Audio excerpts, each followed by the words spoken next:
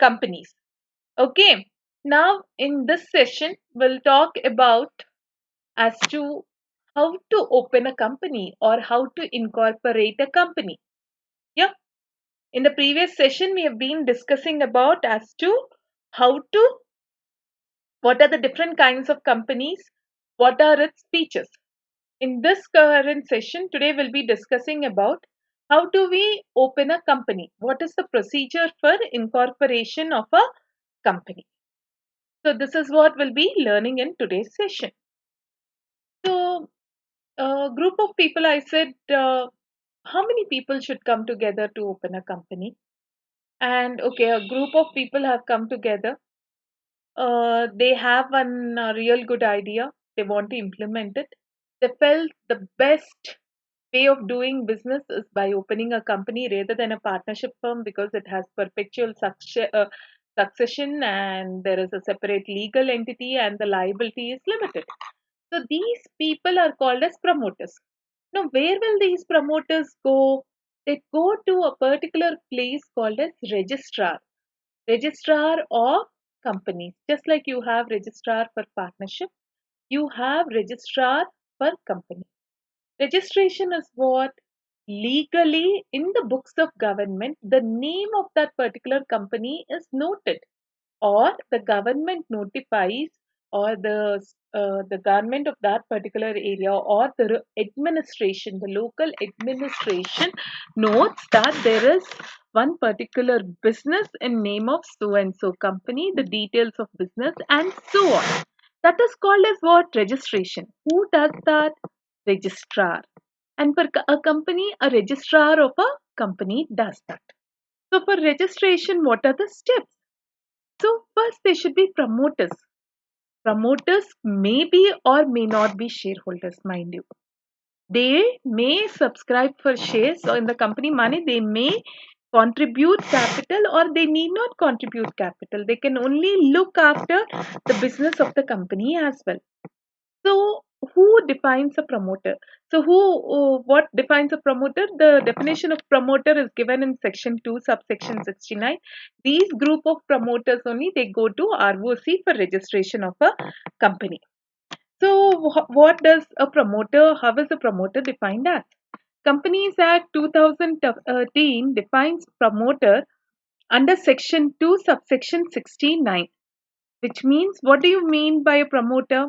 Who has been named as such, money who has been named as a promoter in a prospectus or is defined by the company in the annual return referred to in section 92, who has control over the affairs of the company directly or indirectly, whether as a director or a shareholder or in any other way, otherwise means in any other manner, either as a manager or a consultant, so on. He has a control over the affairs of the company in accordance with the whose advice, directions, or instructions the board of directors of the company is accustomed to act. Based on the instruction of board of directors only, the company acts. So these are the people who can be identified as promoters. So let's just discuss about it. Usually, promoter means what? A persons who initially take up an initiative to form a company. They have this idea, they conceive this idea to incorporate a company. Money, they go to the registrar, fill up the documents, and form a company. And they take all the necessary steps for its registration. Who can be called as promoters of a company? First thing, you be clear in your mind. Promoter can be or need not be a shareholder. He can be into management of the company or he can be giving consultation to the company as a consultant for purpose of well-being of the company. Or this person, maybe his name might be included in the list of promoters as per the annual returns filed by the company with ROC, that is registrar of companies, that is section 92 of the company. That's all. See, this one you might get a doubt, madam. When the name itself is not written, how do you call that person as a promoter? Here in this definition, all names. Here he has given the name a promoter definition as an exhaustive manner. Here it doesn't mean the people who have started the company from the very beginning as promoters. It also includes the people whose names have been included in annual returns filed by the company to ROC as promoters. Okay, that happens 1 year after incorporation of the company. So in that situation, also he'll be named as a promoter. The second one is somebody who has a control over the affairs of the company, either as a shareholder, director, or otherwise, and usually gives directions or instructions to board of directors as a consultant. Sometimes, see, even though they have in simple terms, he has given that they take necessary terms for its registration. Usually, they have the expertise in running a particular company. Those people are called as promoters. Okay, fine. In the meanwhile, there are some people like chartered accountants, advocates who help these promoters in formation of a company. See, usually while forming a company, a chartered accountant's or a company is secretary's signature is required. In such case, definitely, in such case, they should take necessary steps for registration. So, can we call these solicitors or bankers or chartered accountants as promoters? No, they are only professionals. They are called as professionals assisting the promoters. Promoters means usually they should have the idea of forming a company, and subsequently they should be in a position to run the company. So, how will a company be formed? So, public company, yesterday we have, I mean to say, in the previous session, we have discussed about how many people can form a public company. Mane, once an idea of forming a company had been conceived or had been formed, then seven or more people, okay, seven or more people for purpose of public company, there should be at least minimum seven or more people should sign on the memorandum. As to what is a memorandum? Memorandum of Association is a document filed with the registrar of companies for purpose of incorporation of a company. I'll be talking about it briefly just now, but as of now, remember minimum seven people should come together to form a company, public limited company. Mane, while they are going to the registrar, these seven people should sign. In case of a private company, it should be two or more people. Minimum two people should be there. In case of one person company, definitely only one person company. What should these people do? They should subscribe to memorandum of association. What do you mean by subscription to memorandum of association? Memorandum of association is a document. So this document they should sign saying that we have decided to open so and so company with so and so objectives and capital. So in case of a public limited company, it is seven. In case of a private limited company, it is two. And in case of one person company, it is one. I want you to go through this particular flow chart that will be done. So, where does this incorporation of a company come into being? See, Section 7 of the Companies Act talk about incorporation of the company. First and foremost, what is the procedure? First and foremost, there are two documents called as Memorandum of Association and Articles of the Association. Association is group of people. Memorandum, as I told you, a brief detailing about as to what the company is all about. What are the objectives of the company? How is the company incorporated? And so on. And this memorandum and articles of the company should be signed by the subscribers. Subscribers here usually are the promoters of the company. So they'll give the details. See, we have opened a company for memorandum tells. See, the name of the company, we have decided to name the company as so and so. We have decided to do so and so business. We have decided to open this particular account at so and so place. These are the objectives. Articles of association clearly talks about like how many directors should take care of it, what is a special resolution, all those things connected with business, for in what kind of business is to be taken, how should this business be done. It also includes all the details in case of winding up of a company, how are the proceedings supposed to go on, everything. Articles of association is a book like thing which which might range from not less than 50 pages to innumerable pages. Whereas memorandum is usually a small document consisting of major 3 to 4 cases. So the memorandum and articles of the company duly signed by all subscribers to the memorandum. A declaration by, I'll just ask you to uh, remember these side headings in bold. Filling up of documents and informations with the registrar, a declaration by a person who is engaged in the formation of a company. As I told you, it can be an advocate, a chartered accountant, or a cost accountant. Money, he should verify the documents and say that all documents are in order and are in accordance with the provisions of the Act.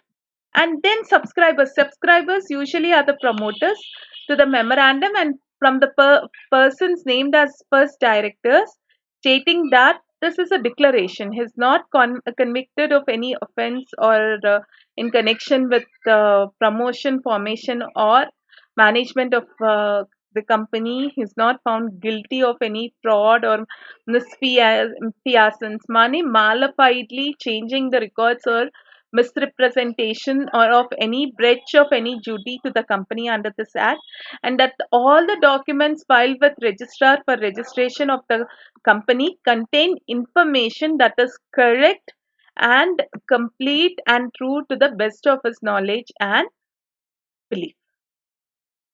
First and foremost, memorandum and articles of an association, then a chartered accountant or an advocate or a cost or a company secretary signature. Then comes declaration from subscribers of the memorandum. Then comes what is the address of correspondence. These details have to be given to the registrar. The address of the correspondence till the registered office has been established. What the particulars of every subscriber here. Money what? The promoter or the subscribers. Money the ones who are bringing in the initial capital. The particulars of all the subscribers of each and every company. Then directors. See, subscribers can be directors as well, and subscribers need not be directors as well. It can be same or it need not be same. Similarly, shareholders as well. Subscribers means the subscribers to memorandum are initially the shareholders of the company, and definitely the particulars or particulars, the directors in identification number. Once a person has been decided to be a director, then he'll be entrusted with a number called as director identification number. So usually the details of the director identification number, details of the directors, I mean to say family names, surnames, all those details have to be whatever had been mentioned in the articles. That is, initial directors as mentioned in the articles, those particulars are also supposed to be given in a separate format to the registrar. Then the particulars of interests of the persons mentioned in the articles as the first directors of the company in other firms or body corporates. What do you mean by that? Mane, in case a particular director who a particular person who had been nominated as a director of a company, in case if this director is acting as director in other companies, I mean to say the person who has been nominated as a director of this particular company also acts as a director of other companies. Then details of such companies also have to be given to the registrar. So these are the things. These are the basic items while which are to be given to the registrar before usually incorporating. So I just repeat, first and foremost, while incorporation of the company, what are the major documents? The first and foremost document is memorandum and articles of association signed by the subscribers. Money subscribers here means shareholders. Then a declaration by the chartered accountant or any of the professionals saying that all the things are in order. Then the third one is declaration from the subscribers. These people are subscribing certain amount of shares as stated in memorandum or articles saying that they have not been convicted of any offense or they were not guilty, and all the documents contain the required details as required by the registrar. The third point. The next one is, see, usually the office is yet to be incorporated. So, what is the address for in the correspondence till the registered office is incorporated? Then, definitely the particulars of the subscriber, then the particulars of the directors, then the particulars of the directors mentioned as first directors, whether they act as directors in other organizations or not. So these are the ones which have to be, these are the documents which have to be filed with the registrar. Then once these documents have been filed, the registrar pursues them. He goes through them. Okay, he goes through them, and then based on the documents, he shall register the money, this company, whatever documents he has given, and then issue a certificate of incorporation. Certificate of incorporation means what? The company had now been opened as per government records. This is usually taken by Ministry of Corporate Affairs. We have a separate ministry which looks about opening and affairs of a company, that is called as Ministry of Corporate Affairs. That is done through that particular website, and registrar also, we have to file all these documents through that website, and now the registrar peruses these documents, verify whether they are correct or not, and then the registrar issues a, so after going through all these documents, then the registrar will issue a certificate of incorporation. Then comes allotment of corporate identity number. What do you mean by corporate identity number? Just like everybody these days have got a PAN number, that is permanent account number for purpose of filing of income tax. Every company will be getting a particular identification number that is called as corporate identity number. And as per the date mentioned in the certificate, the registrar usually will allot to the company a corporate identity number. So this will be the distinct identity of the company. Okay, this will be called as the distinct identity of the company. So first what? Filing of documents. Then what? Registrar issuing certificate of incorporation. Then getting corporate identity number. So now all these documents have to be compulsorily filed. That is, all this incorporation information has to be filed at its registered office. The company has to file the details of all these documents and information with the registrar office. In case of any incorrect information or fraudulent information had been furnished by the members of the company, then he will be liable under section 447 of the Act. Now, this section deals with various kinds of penalties and imprisonment. If any of the directors or the promoters or subscribers, as mentioned in the memorandum, they give names fraudulently or furnishes information with a malified intention, then they'll be liable for, mind you, then they'll be liable for imprisonment and penalties in accordance with section 447. So the next one talks about in case of malified information. The next one is once let's say information had been furnished in a malified manner with an complete malicious intention or incorrect, and with by furnishing all false or incorrect information, and company had already been incorporated. This is the fifth point, talks about the company before incorporation, if the registrar gets to know that whatever information had been furnished is incorrect. The sixth point talks about after furnishing incorrect information, the company had been incorporated. Yeah, then what will happen? These people also, even though the company had been incorporated by false or incorrect information in any of the documents, yeah, the persons who are named as the first directors of the company and persons making uh, this particular declarations or filing of the documents, they'll also be punished under section 447. I'm just marking the one in bold as well as the aspect given in the last sentence. Shall each be liable for action for fraud under section 447. Then comes tribunal. What do you mean by tribunal as per Companies Act? Tribunal here means something. It's a court which deals with only company affairs or corporate affairs. Okay, it's a court. As of now, you please take it as a court which deals with corporate affairs.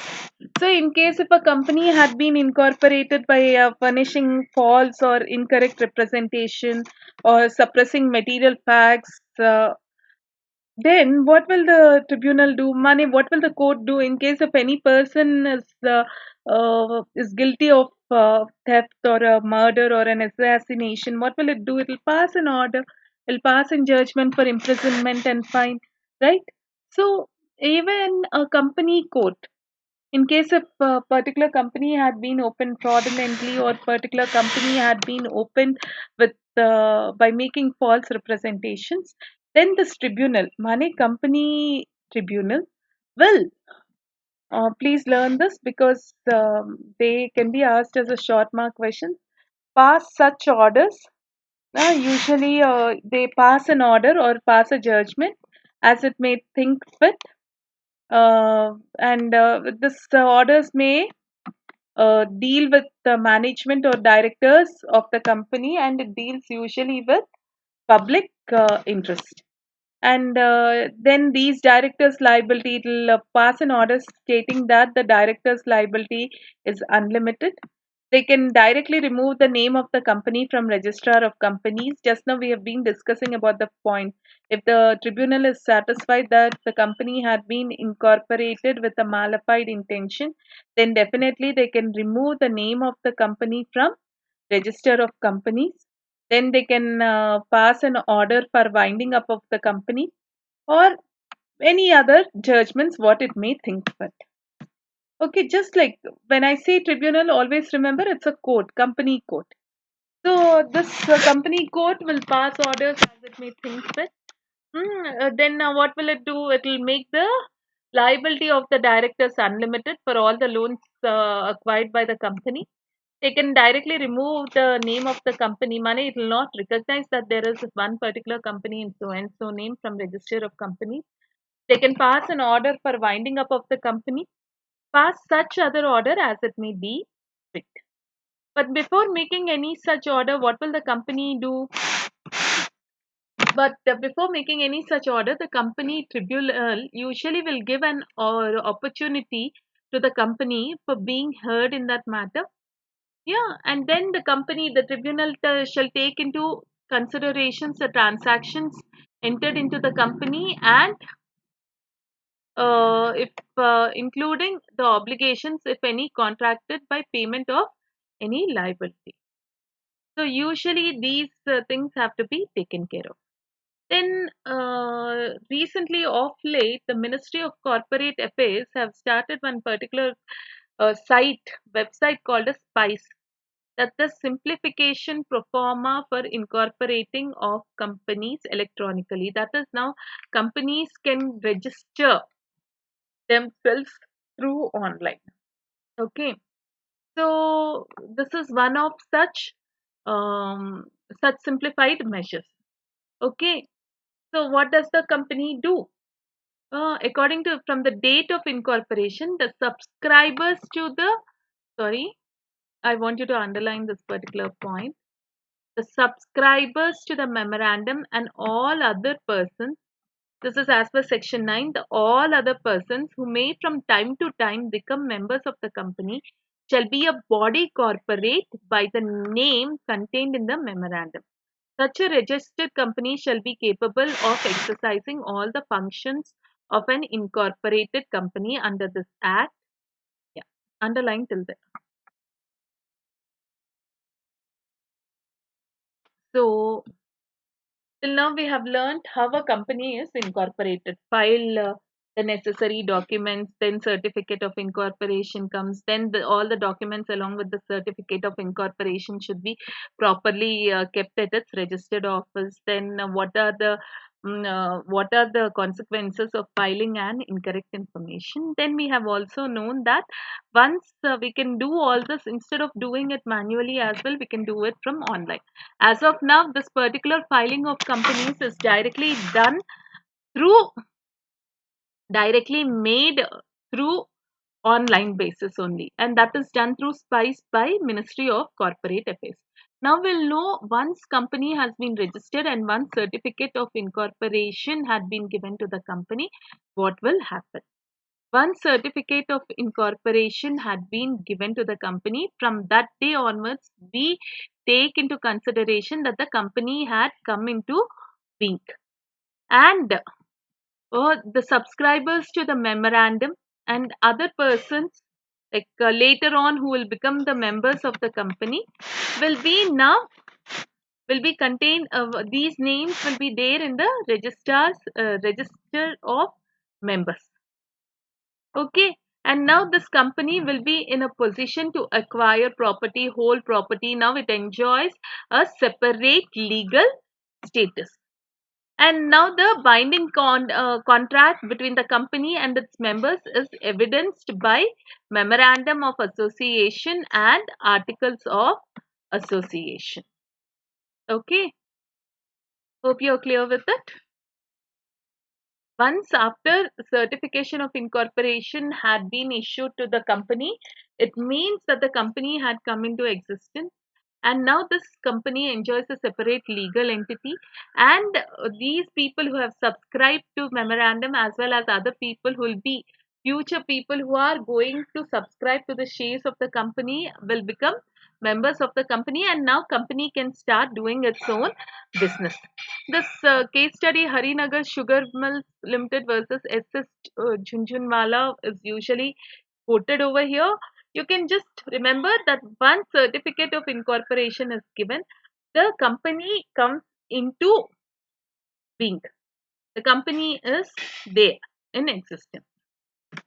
So, what are the other features of the company? The other features of the company being perpetual existence, and the company can be liquidated only out of a court order or if its name is struck by the registrar in the register, or like usually company is separate from that of a shareholders with a limited liability.